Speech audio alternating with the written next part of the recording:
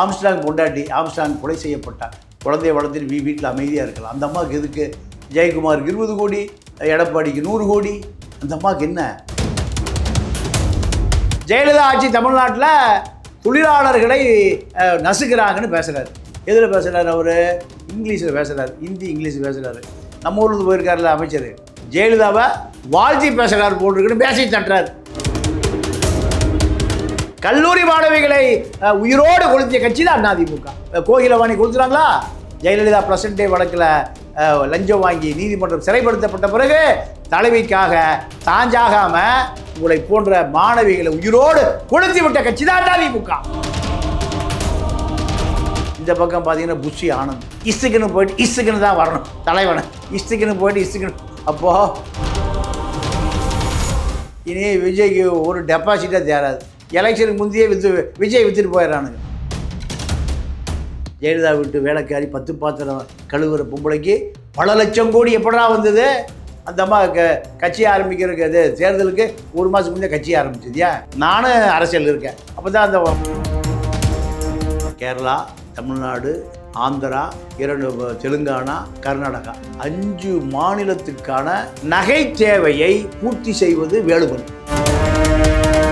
எடப்பாடி 2011-21 ஒரு பொம்மை முதல்வர். இந்த கொடநாடு கொலை குற்றத்துக்கு பொறுப்பானவர் வேலுமணி தான். உங்கள் சத்யாவில் குளு குளு ஏசி ஆஃபர். நிறைவான தருணங்கள் என்ஏசி ஜுவல்லர்ஸுடன்.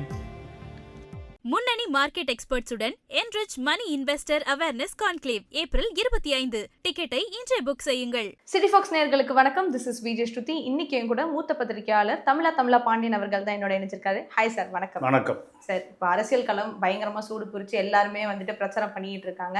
ஸோ எல்லாரோட பிரச்சாரம் இப்போ எப்படி சார் போயிட்டு இருக்கு? இவர்களுக்கு உண்மையாகவே மக்கள் படிக்க தான் வர்றாங்களா? ஒரு சந்தேகம் இருக்கா இல்லையா? ஆம்ஸ்ட்ராங் பொண்டாட்டி ஆம்ஸ்ட்ராங் கொலை செய்யப்பட்டார். குழந்தைய வளர்த்துட்டு வீட்டில் அமைதியாக இருக்கலாம். அந்த அம்மாவுக்கு எதுக்கு? திமுகவில் போய் முட்டுது, அதிமுகவில் போய் முட்டுது. ஜெயக்குமாருக்கு 20 கோடி, எடப்பாடிக்கு 100 கோடி. அந்த அம்மாவுக்கு என்ன?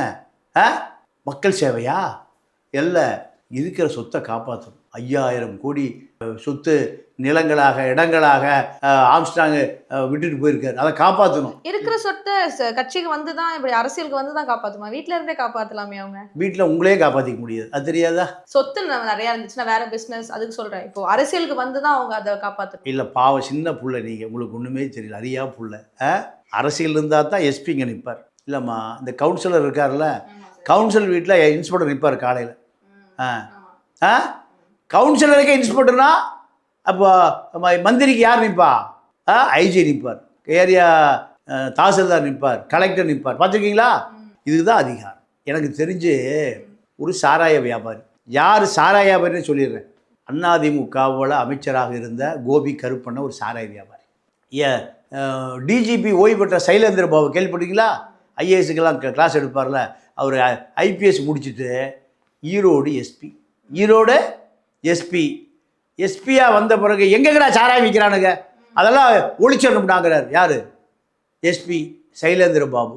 அப்போ ஐயா எல்லா ஏரியாலையும் ஒழிச்சாச்சியா, இந்த பவானி பக்கத்தில் ஒரு கிராமம், அங்கே சாராயம் காய்ச்சி விற்றுட்டே இருக்கானுங்க, அவனுக்கு ஒழிக்கவே முடியல.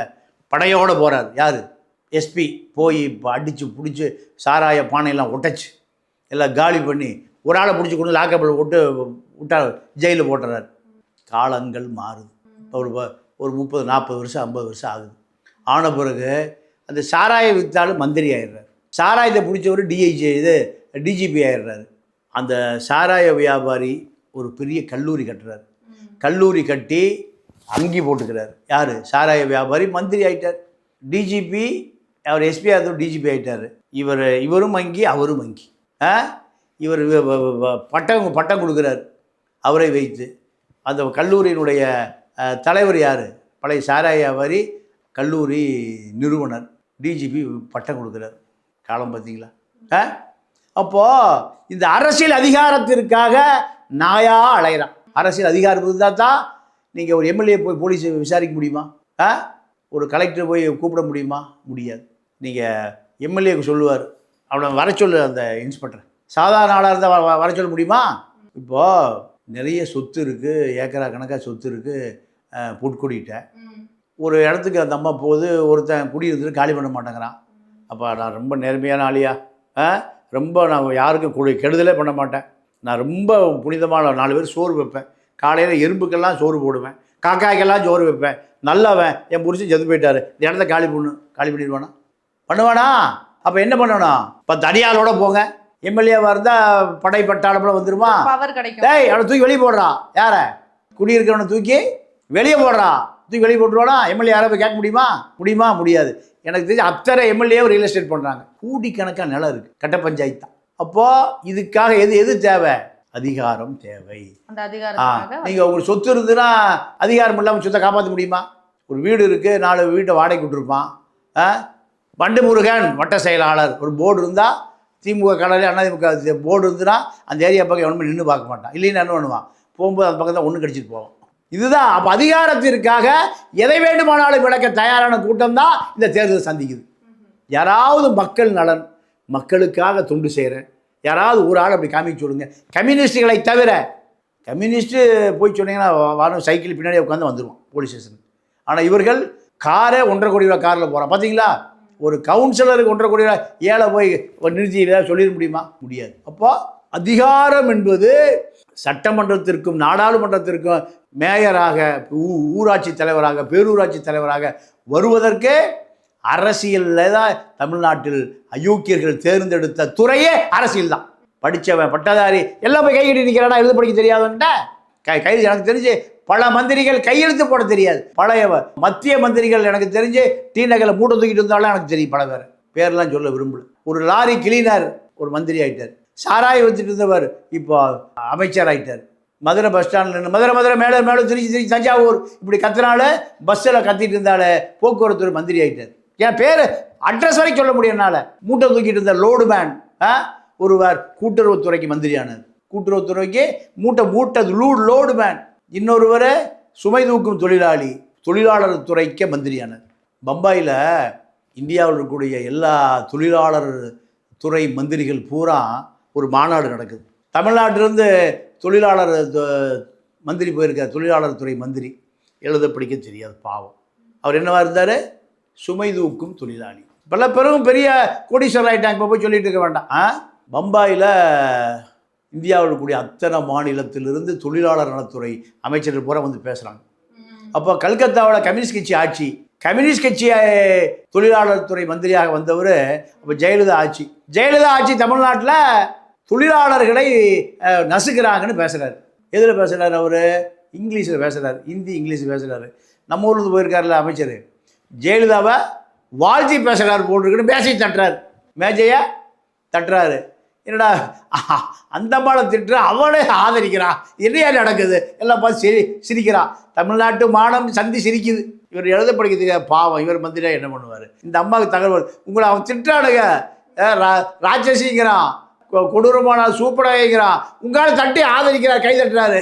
வெளியில் வந்தோடனையும் அவர் மந்திரி பம்பாயில் இருக்கும்போது அவருக்கு மந்திரி பதவி பிடிக்கிட்டு சந்தம்மா. அவருக்கு பாவம். அவரை சொல்லி ஜெயலலிதான்னு பேரை கேட்டால் தட்டுறாரு. அப்போது அவர் எப்படி மந்திரி ஆனார்னா, ஜெயலலிதா கைது செய்யப்பட்ட பொழுது ராமநாதபுரத்தில் மணல்குடின்னு ஒரு ஊர் இருக்குது. மணல்குடி சீஷோரில் ஒரு கிராமம். பஸ்ஸுக்கு தீ வச்சு விட்டார். எப்படி தியாகம் பாரு. கல்லூரி மாணவிகளை உயிரோடு கொளுத்திய கட்சி தான் அதிமுக. கோகிலவாணி கொடுத்துறாங்களா?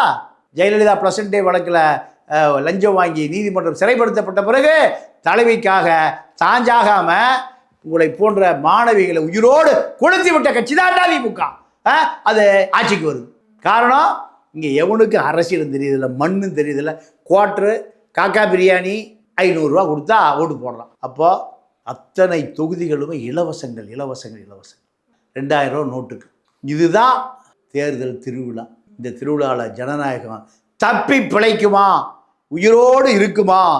உச்சநீதிமன்றம் எலெக்ஷன் கமிஷன், சீஃப் எலெக்ஷன் கமிஷனை கூட்டிகிட்டே இருக்கு. நீ என்னையா பண்ணிட்டு இந்தியா 140 கோடி மக்களும் என்னைக்கு முழு அரசியல் பஞ்சாபை போல, கேரளாவை போல என்னைக்கு முழு அரசியல் தெரிகிறதோ அப்போ தான் இந்தியா ஒரு அமெரிக்காவாக, இந்தியா ஒரு பிரிட்டனாக, பிரான்ஸாக, ஐரோப்பா யூனியனாக மாறும். அது வரைக்கும் தந்தை பெரியார் சொல்கிறது தான், முட்டாள்கள் ஓட்டு போடுகிறான், அயோக்கிய அதிகாரத்துக்கு போயிடும். இதுதான் இந்த தேர்தல் திருவிழா. சரி, இப்போ நீங்க சொன்னீங்க அதிகாரத்துக்காக தான் இப்போ வந்துட்டு அவங்க கட்சியில இறங்கியிருக்காங்க அப்படின்ட்டு. ஆனா நிறைய மக்கள் கிட்ட போய் கண்ணீர் மல்க அழுது அழுது அவங்க வாக்கு கேட்கறாங்க அப்படிங்கிற ஒரு குற்றச்சாட்டு வருது. அதை நீங்க எப்படி பார்க்குறீங்க? சிலுக்கு ஒரு நடிகை இருந்தா, நீங்களும் உங்களுக்கு தெரியும். அந்த அம்மா ஆப்பிளை கடிச்சிட்டு கீழே வச்சிருச்சு, எடுத்து ஏழை விடுறானுவோம்.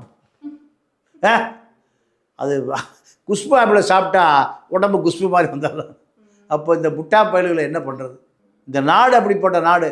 எம்ஜிஆர் ஒரு முறை ஒரு மேடையில் குடிச்சு சோடாவை குடிச்சிட்டு பாதி வச்சுட்டு போயிட்டார். எம்ஜிஆர் போன பிறகு அந்த மீதி சோடாவை அண்டாவில் ஊற்றி கலக்கி சீத்தமாக குடித்த பயலும். அப்போது இங்கே எவ்வளவு கூட்டம் பாருங்க. விஜய்க்கு ஒருத்தி சொல்கிறான், அண்ணா எனக்கு அவர் தான் அண்ணன், நான் தங்கச்சி, அக்கா பொண்டாட்டி. அது எப்படி அக்கா தங்கச்சி ராஜில் பொண்டாட்டியாக முடியும்? ஏன்னா அந்த அரசியல் பூரா குஷ்பு வீட்லேயும் திரிஷா வீட்லேயும் போய் நிற்கிது. இதுக்காடா அந்த கக்கனும் காமராஜும் ரெட்டமலை சீனிவாசனும் பெரியாரும் நாயா அலைஞ்சு செத்தானுங்க ரெண்டு இந்த கெல்டுகள்லாம். இந்த மக்களுக்காக எவ்வளோ தியாகம் பண்ணியிருக்கேன் கடைசி வரைக்கும்.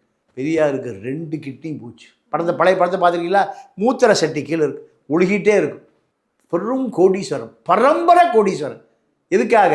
இந்த மக்களாக முட்டாளாக வச்சுருக்கானுடா.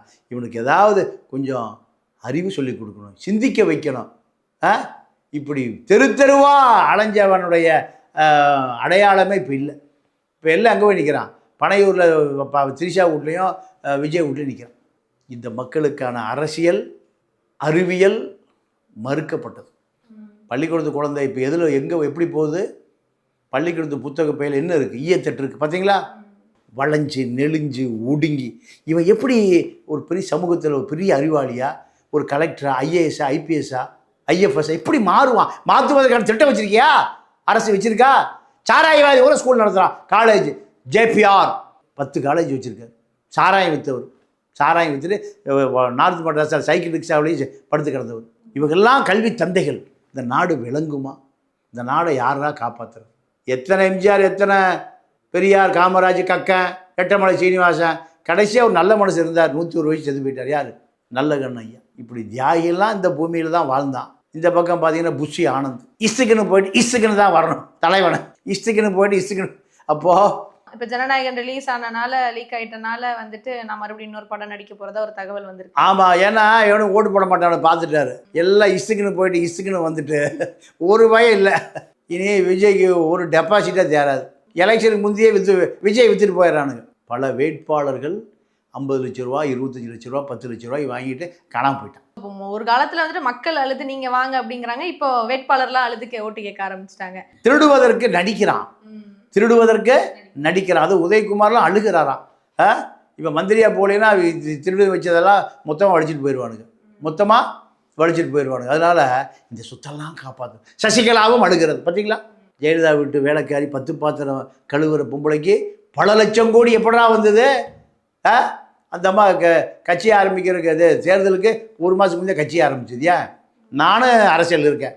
அப்போ தான் அந்த வாங்கிட்டு போனால் வட்டி கொடுப்பான், அசல் கொடுப்பான், இல்லை அவன் ஏமாற்றிடுவான். இப்படி ராமதாஸுக்கு 30 கோடி ரூபா கொடுத்துருக்கு. எனக்கு சப்போர்ட் பண்ணுங்க, யார் நம்ம கூட்டணி வச்சுக்குவோம், நானும் தலைவி, நீயும் தலைவி.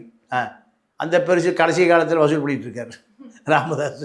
இதுதான் தமிழ்நாட்டுடைய அரசியல் கள நிலவரம். சரி, இப்போ தன்னுடைய புருஷனுடைய சாவுக்காக நியாயம் தேடுறவங்க அப்படின்னு ஒரு பக்கம் இருந்தாலும், இன்னொரு பக்கம் கொடநாட்டில் இருக்க எடப்பாடி அவர்களோடய மறுபடியும் கூட்டணி வச்சிருக்காங்களே, அப்புறம் இதை எப்படி பார்க்குறது? இல்லை, இப்போ கொடநாடு கொலை வழக்கு எடப்பாடியுடைய கவனத்துக்கு வராமலே நடந்த கொலை. ஏன்னா இந்த கொலையில் அதிகமாக பலன் பெற்றவர் யாருன்னு கேட்டிங்கன்னா எஸ்பி வேலுமணி. அங்கே பல லட்சக்கணக்கான கோடி ரூபாய் வைரங்கள் திருடப்பட்டது. ஜெயலலிதாவும் சசிகலாவும் சேர்த்து வச்ச வைரம் எங்கே இருந்தது? கொடநாட்டில் இருந்தது. இதுக்கு ஆதாரம் நான் எதை காட்டுறேன்னா, குஜராத்தினுடைய வைர மார்க்கெட்டினுடைய வியாபாரம் 3 மாதம் கொலாப்ஸ் ஆகி போச்சு. 2018 நீங்கள் நெட்டில் அடித்து பாருங்கள். வைர வியாபாரிகள் யாராவது தெரிஞ்சால் விசாரித்து பாருங்கள். எனக்கு பழைய இரும்பு வியாபாரி தான் தெரியும். அப்போது இந்த வைடூரியங்கள், கோமேதகங்கள் எல்லாமே பாதி விலைக்கு கூவி விற்கப்பட்டது பம்பாய் மார்க்கெட்டில், குஜராத் மார்க்கெட்டில். இது பூரா ஜெயலலிதாவும் சசிகலாவும் சேர்த்து வைத்த வைரங்கள், வைடூரியங்கள். அப்போது இது அனுபவ் ரவி இப்போ அவர் ஒரு நாளைக்கு 1 டன் தங்கத்தை நகையாக மாற்றி விற்கிறார். இன்றைக்கி ஸ்டில் நான் 2-3 நாளைக்கு முன்னாடி ஒரு வீடியோ போட்டேன். கோவை தெற்கில் 1.25 லட்சம் நகை தொழிலாளர்கள் வேலை செய்கிறாங்க. கேரளா, தமிழ்நாடு, ஆந்திரா, 2 தெலுங்கானா, கர்நாடகா 5 மாநிலத்துக்கான நகை தேவையை பூர்த்தி செய்வது வேலுமணி. வேலுமணி கட்டுப்பாட்டில் தான் கோவை தெற்கில் 1.5 லட்சம் நகை தொழிலாளர்கள் வேலை செய்கிறான். இந்த நகை தொழிலாளர்களுடைய சங்க தலைவர் யாருன்னு கேட்டிங்கன்னா அனுபவ் ரவி. இவர் யார்? கொடநாடு கொலை குற்றவாளி. அப்போ வேலுமணி ஒரு நாளைக்கு 1 டன் தங்கம் மார்க்கெட்டுக்குள்ளே வருது, 1 டன் தங்கம் நகையாக வெளியேறுது. இதெல்லாம் ஏதோ அலிபாபா கதை இல்லை, பிளாக் இல்லை, ஒயிட் மார்க்கெட் தான். அப்போ ஒரு நாளைக்கு 500 கோடி ரூபாய்க்கான 1 டன் தங்க நகையை வேலுமணிகிட்ட எப்படி வந்தது? அப்போ இந்த வைடூரியா ஜெயலலிதாவுடைய கொடநாட்டில் ஒளித்து வைக்கப்பட்ட, மறைத்து வைக்கப்பட்ட சசிகலா ஜெயிலில் இருக்கா, பெங்களூர் பரப்பனகரகரை ஜெயிலில் ஜெயலலிதா மேலே போயிடுச்சு. அப்போ இதை பாதுகாக்க ஆள் இல்லை. உடைத்து 2-3 கொலைகளை செய்த கேரளா கும்பல், சஜீவன், சயான், அனுபவ் ரவி, இப்படி இந்த குற்றவாளிகள் தலைமை தாங்கியவர் யார்? வேலுமணி. இதில் 2 பேர் ஒரே நாளில் ஒரே இடத்துல ஒரே நாளில் கொல்லப்பட்டான். ஒருவர் கனகராஜ் எங்கள் ஆத்தூரில், ஒருவர் சஜீவன் எங்கள் பொண்டாடி போல செத்து போச்சு, அந்த தப்பிச்சுக்கிட்டான். இதெல்லாம் இந்த கேரளா மாஃபியா கும்பல். வேலுமணியினுடைய அண்ணன் அன்பரசனுடைய மனைவி ஒரு மலையாளி பெண். இந்த தொடர்பில் தான் இந்த கொலையே நடந்தது. அப்போ எடப்பாடி 2011-21 ஒரு பொம்மை முதல்வர். என்ன முதல்வர்? பொம்மை முதல்வர். இந்த கொடநாடு கொலை குற்றத்துக்கு பொறுப்பானவர் வேலுமணி தான். வேலுமணி தான் இந்த கொலைக்கு முழு பொறுப்பானவர். வேலுமணி தான் இப்போ ஒரு நாளைக்கு 1 டன் தங்க நகையை, 1 டன் 500 கோடி ரூபாய் தங்க நகையுடைய மொத்த வியாபாரத்தினுடைய சூத்திரதாரியே வேலுமணி தான். உங்கள் சத்யாவில் குளு குளு ஏசி ஆஃபர். நிறைவான தருணங்கள் என்ஏசி ஜுவல்லர்ஸுடன்.